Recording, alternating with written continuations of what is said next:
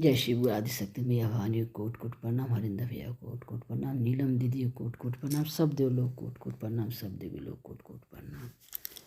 डोलिया के बाँस धैले सामी जेरो बस कहाँ धनी चले लो अकेला हो, घरवा छोड़ के झमेला कहाँ धनी चले लो अकेला हो, घरवा छोड़ के झमेला।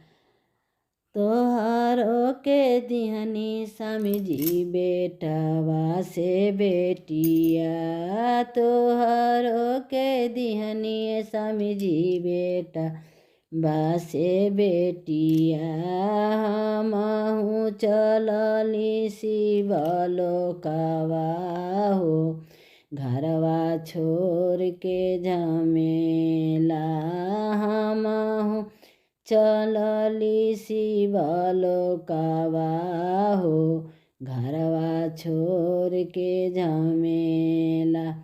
डोलिया के बाँस धैले बेटवा जे रोवेले कहाँ मम्मी चललू अकेला हो, घरवा छोड़ के झमेला।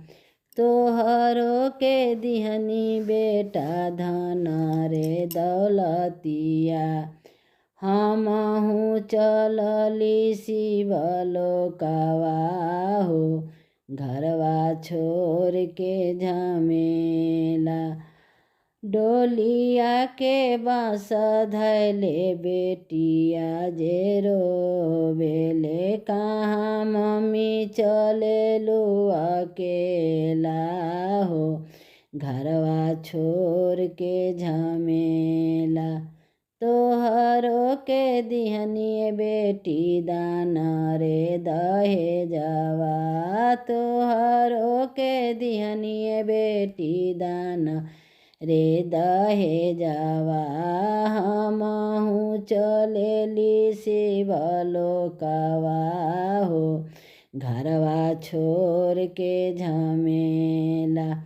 डोलिया के बाँस धैले बहुआ जे रोवेली कहाँ मम्मी चले लो अकेला हो, घरवा छोड़ के झमेला।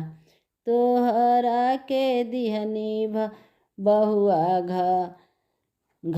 तोहरा के दिहनी बहुआ घरवा के चभिया, हमहु चलेली शिवलोकवा हो, घरवा छोड़ के झमेला।